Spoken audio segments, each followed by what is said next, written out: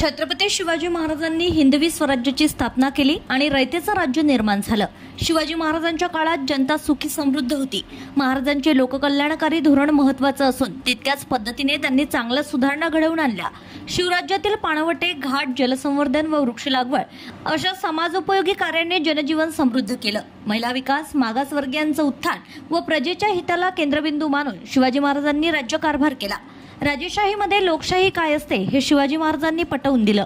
त्यामुळे शिवराज्याभिषेक म्हणजेच लोकशाहीच्या पर्वाची सुरुवात असल्याचं प्रतिपादन आमदार सुलभाताई संजय खोडके यांनी केलंय।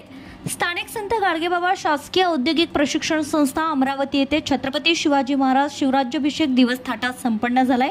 संस्थेतील NSS हॉलमध्ये प्रमुख वक्त्यांचे प्रबोधनपर कार्यक्रमास अमरावती मतदारसंघाच्या आमदार सुलभाताई खोडके प्रामुख्याने मार्गदर्शन करीत होत्या।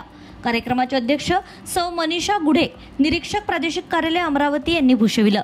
तर विशेष अतिथी IMCचे नवनिर्वाचित सदस्य वैभव भगत, संस्थेचे उपप्राचार्य संजय बोरकर, राहुल गुल्हाणे, इंद्रनील चौधरी, रंजना बिळकर यांची उपस्थिती होती।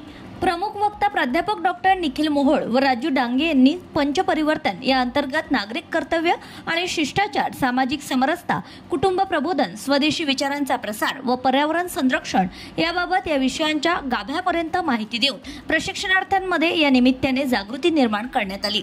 या कार्यक्रमाचा प्रास्ताविक संजय बोरोडे, आभार प्रदर्शन प्रकाश गंडोदर व सूत्रसंचालन पल्लवी वैद्य यांनी केले।